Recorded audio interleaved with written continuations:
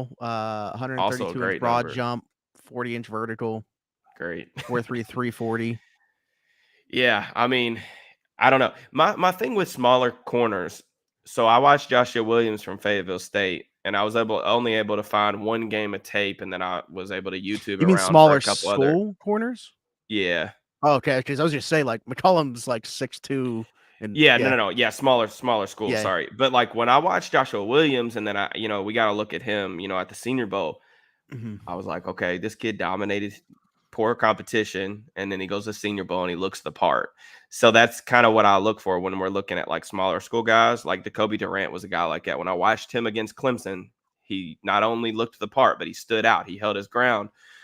So that gives you some hope about translating to the next level. Whenever I watch smaller school corners, and they don't dominate against their competition, that worries me. That's why I'm not that high Right. on Tariq Woolen. I think Mm. Woolen's another guy that really I understand the athleticism, but I didn't think his tape was good. And I don't know how you can tape regardless of how athletic he is.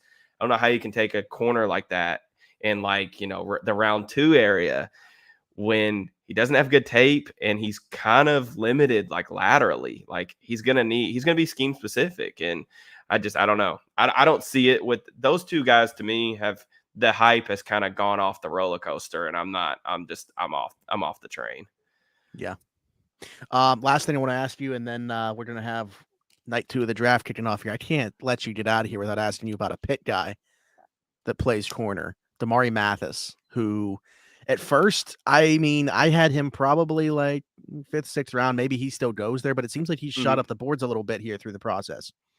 Yeah, I mean, he is definitely a guy that I think could sneak into tonight's, Wow. show. Okay. I mean, I don't know. I mean, he's definitely gonna be scheme specific because Yeah. Pitt's defense, it's that press man, you're on an island, but a lot of teams really covet that. And if, in my opinion, if you and you can probably see this in the way that I talk about corners or like grade corners, but I value that press man ability. Like that's the number one thing that I look for in corners. Like if you can press and mirror receivers at the line of scrimmage and you can play man to man, you have value in my opinion at the next level because I think that that's what NFL defenses ideally want to do. In Yeah. Mathis, he comes with that. We know he's a really great athlete. He jumped like 43 or inches or something. I mean, he jumped out the gym too, which was on his tape. But he also comes with that physicality. I mean, we talk about Taylor Britt laying the boom on some people, running backs and stuff like that. Mathis, he's another guy that will come down and hit too. So my critiques on Mathis was he was really grabby, which not really all that surprising when you're left on an island, you're playing man to man like 90% of the time or whatever they do Mhm. at Pitt. And then I thought that he needs to do a lot better job locating the football. And there's just a lot of Yeah. times where like receivers are trying to test him vertically and he's leaning, but he's not looking. And at the next level, like we see that all the time. Like Artie Mhm. was really bad about that, in my opinion, especially when they did in the few times that they did let him press in Pittsburgh, just not locating the football. You got to look back at the football. So um, he cleans those two things up. I mean, I think he's got starter potential, like honestly. Great. Love to hear it. All right, Derek, man. Draft is about to start here. Tampa Bay's kicking it off unless they trade this pick. I don't see that happening. I think they want to make a selection here, and I think. All right, who's your guess? Who's Tampa Bay going here? I'll say Travis Jones. Boom. There it is. All right, man. I hope you enjoy our favorite night of the draft, and I mean, we'll be in touch throughout the night anyway. So. Yes, sir. Sounds good, All right, brother. boy. Thanks for having All me right, on, man. Yep, of course. Take it easy. All right, guys, that'll do it for us here. I'm actually about to jump over to Jake Shavink and Nate Williamson's stream. So if you guys want to join us over there, YouTube, Jake NFL Draft, or Jake Shavink, I believe it is actually. So just type in his name. I will be over there for night 2 of the draft, and we'll see you guys over there. Take it easy.